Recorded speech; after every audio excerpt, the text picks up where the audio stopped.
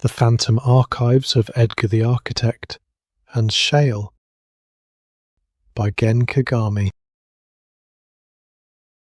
Volume 9. Vence, the Architect. Edgar.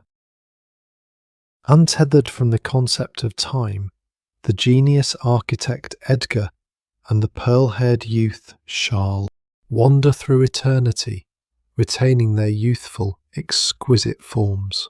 Across eras, they traverse the world's renowned architectural works and the maddening constructs Edgar himself once assembled.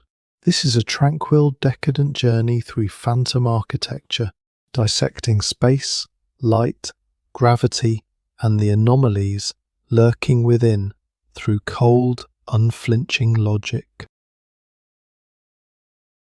1. The shade of olives and the visage of a professional. Stand up. You are merely soiling superior linen with the earth. Under the blinding radiance of the Vence sun, Edgar spoke with a quiet, devastating chill to the man prostrated before him, the client, pressing his forehead into the dirt. There was no exaltation, no flicker of bewilderment at being worshipped as a deity.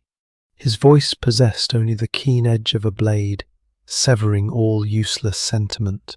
I am no god. I remain exactly as I was in your grandfather's time, an architect. If it is worship or prayer you seek, perform it within that white box next door. If you wish for me to draw a blueprint, you must first present your problem in precise language. The man looked up as if struck, staring vacantly at Edgar's unchangingly young and beautiful visage. He scrambled to his feet, dusting the grit from his clothes. They moved to a garden table of cold, wrought iron entwined with ivy, set deep within the olive grove. Schale toyed listlessly with a glass of Perrier, savouring the faint, rhythmic chime of the ice. Edgar, conversely, sat with his spine perfectly erect despite his heavy Harris tweed, his cruel eyes fixed upon the client. It was the moment of transition from an eternal traveller to the absolute sovereign of constructed space. 2. The repository of dead time. Now, you spoke of an antique clock collection left by your grandfather. Edgar retrieved a leather-bound notebook from his breast pocket and placed it upon the table. He held no pen. His intellect had already begun to function as a flawless calculating engine.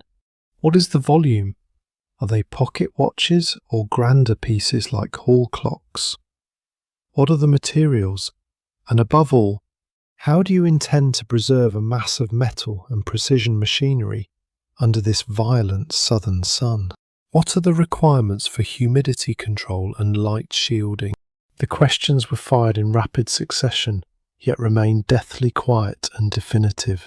Overwhelmed by Edgar's presence, the man wiped sweat from his brow with a handkerchief and squeezed out a reply. That there are approximately 300 pieces. They vary in size, from those that fit in the palm to great pillar clocks. However, there is no need to be so fastidious about their preservation, because, well, all 300 of them are broken. Clink. Schale's hand, toyed with the glass, went still. Edgar's eyebrow twitched ever so slightly. Broken? Yes. My grandfather gathered them from across the globe, but no matter how one winds the springs or replaces the parts, they never move. Furthermore, and this is what is most unsettling, every single one of them is frozen at the exact same moment, 1446. Their hands are rusted in place. Father Couturier, that stubborn Dominican priest, sought to find divinity even in the light I manipulated. Even in death, he bequeaths me a riddle. 3. Purposefulness and the victory of architecture. Silence descended. Only the sound of the dry wind rustling the olive leaves echoed with a strange intensity. I see. Clocks that do not move. They are no longer machines. They are the carcasses of time, Edgar murmured lowly, interlacing his long, ungloved fingers and covering his mouth as he fell into deep thought. Listen well. The essence of design is purposefulness. Finally, Edgar spoke. His voice dominated the space, as if expounding a fundamental truth. This means solving the problem you carry through a unique method, reaching a higher dimension of beauty and rationality. 300 dead hours. If you wish for a mere box to line them up in, ask another. What I shall create is a skeletal structure to entomb this madness of stilled time with the utmost rationality. Edgar's jet-black eyes pierced the man. And remember this, good interiors are never born from good architecture. No matter how beautifully you display your clocks, if the skeleton of the space is perfect, the interior must either resist it or submit to it entirely. Should a space manage to host both good interior and good architecture, simultaneously it would result in the interior ceasing to exist at all, signifying the absolute victory of the architecture. Edgar's aesthetic rang out with a profound arrogance, yet it was an absolute truth that brooked no argument. We shall block all direct sunlight. The gallery shall be a crypt, either subterranean or enclosed by thick stone walls. In its place, I shall introduce a single, precise slit of natural light. For 1 minute each day, a blade of light shall skewer the carcasses of the clocks stopped at 1446 in succession. That is the space I shall prepare. Edgar closed his notebook, a chill yet hedonistic smile playing upon his lips. A mere commission had linked itself directly to the curse of their unending time and the shadow of Alan. 4. Mediocre hesitation. A blade of light. Is that not perhaps too avant-garde? The man's face paled with unmistakable bewilderment and dread at the sheer intensity of the concept. A stone crypt in total darkness. A single ray of light that mercilessly skewered the dead clocks once a day. It was not a space to comfort the clocks, but an execution ground to expose the cruel fact that time was dead. And is it not a bit too dark? Could we not have a gallery with a bit more warmth? Seeing the man mumble while mopping his brow, Schale let out a soundless laugh behind his glass of Perrier. It was the same in every era, in every place. Faced with the absolute solution presented by an architect, the mediocre client invariably falters, struggling to retreat toward a mediocre box they can comprehend. Take your time to agonize. We are never in a hurry. Edgar tucked the notebook back into his pocket and rose from the garden chair with a chillingly polite grace. The one to decide the skeleton of the space is you. But if you desire a lukewarm box of compromises, I have no role to play. When you have reached a conclusion, contact the inn. Leaving only those words, Edgar turned on his heel. Under the fierce southern sun, the back of his heavy tweed receded. Schale drained the rest of his Perrier in one gulp and hurried to Edgar's side. That was mean, Edgar. That client was absolutely terrified. Anyone who is shown the truth is blinded at first. Their brains require a little time to catch up to the future diagram of the space. Come, Schale, we must find fine wine and fine food. V. The dusk of Bandol and the dish of the Mediterranean. The two returned to the old town of Vence, taking a seat on the terrace of a bustling bistro facing the Place du Peyrat. It was the hour of dusk.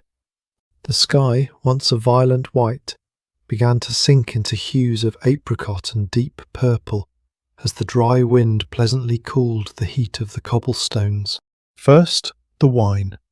It would be churlish to toast with water in Provence. Edgar stopped a garçon, and without hesitation designated a bottle. Bandol Rosé. Well chilled. Before long, a bottle frosted from ice water and large glasses were brought. The liquid poured into the glasses was not a mere shallow pink. It was a deep salmon pink, tinged with a faint amber, as if the sunset itself had been dissolved within it. Schale gripped the stem of the glass with his slender fingers, gazing rapturously at the colour through the light. A beautiful colour, like the twilight of the south. It is unlike those frivolous rosés. It is a wine with an extremely robust skeleton structure, crafted from the difficult Mourvèdre grape that draws from the calcareous terroir of this land. Edgar tilted his glass, narrowing his eyes as if to confirm the complexity of the aroma. Take a sip. Behind the brilliance of red fruits, you should find hidden spices, herbs, and a heavy minerality akin to the foundation of a building, though it may be a bit too stimulating for that slender throat of yours. Don't treat me like a child. Schale sulked slightly and took the rosé into his mouth. Instantly, along with the fresh fruitiness, the wild scent of black pepper and dried herbs escaped through his nostrils, and he let out a soft breath. Then, large platters laden with the fertile scents of the south were brought in succession. First, tapenade, black olives, anchovies and capers kneaded with olive oil. They spread it thickly upon rustic bread, pain de campagne, toasted crisp on the surface. The intense aroma of garlic and the sea collided perfectly with the spicy skeleton of the Bandol Rosé exploding in the mouth. It's so delicious. This wine, its contours become so sharp when paired with food, naturally. Both wine and architecture are completed through their relationship with the environment in which they are placed. The main course has arrived. The garçon ceremoniously placed a grand dish of petit farcis, Niçoise-style stuffed vegetables, small round zucchini, tomatoes, bell peppers and red onions. Their centres were scooped out and stuffed with minced pork, garlic, and an abundance of Provençal herbs. Then baked in the oven, the soul of this land's regional cuisine. As Schale drove his knife in, the sweet juice of the vegetables and the fat of the meat overflowed onto the plate. When he tasted it, the concentrated sweetness of the vegetables entwined with the violent savouriness of the meat, only to be washed away by the crisp, powerful acidity of the Bandol Rosé. Humans are truly deep in their karma, Edgar murmured as he quietly carved the farci.